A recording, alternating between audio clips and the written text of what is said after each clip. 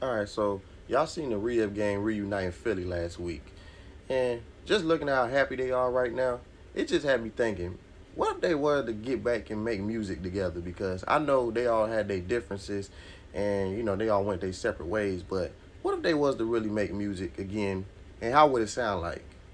But if y'all not familiar with the Rib gang, please get familiar with them. It was Push, Malice, obviously. They make up the clips, and then you had Ab Lava, and then you had Sandman. They from Philly, by the way. Now, to be honest with y'all, Sandman was my favorite in the group. Anytime I listen to their music, I always rewind to his verses, and I still do it to this day. And if you don't believe me, man, check my YouTube history, check my Apple Music history. And that's another thing, too. They end up dropping all their old mixtapes on Apple Music too. Just like how I made a video with Rick Ross, I should have did it with them also. And if y'all not familiar, when Clips dropped their first album, they had two albums actually, but the first one never got released.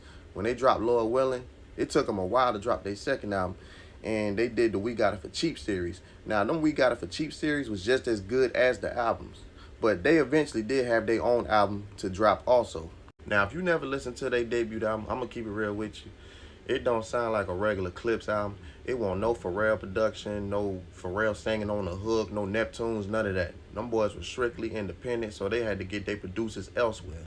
And I'm going to still tell you this. Even though that's the case, give it a listen anyway, because you might still find some gems. You know how it is when you listen to an album. But I will say this also. Some of them verses was recycled, mainly from that We Got It For Cheap Volume 3. But we're going to leave that one alone. Now, I know I said them boys had their differences, but it was mainly Sandman because he the only one that left. The other three, they stayed click tight from day one to now. And I was reading an article from like '09 with your boy Sandman. He must have just left the group, and he was saying how he didn't like how they dropped their album on Koch Records. Now, if you familiar with Koch Records, that was the #1 independent label at the time.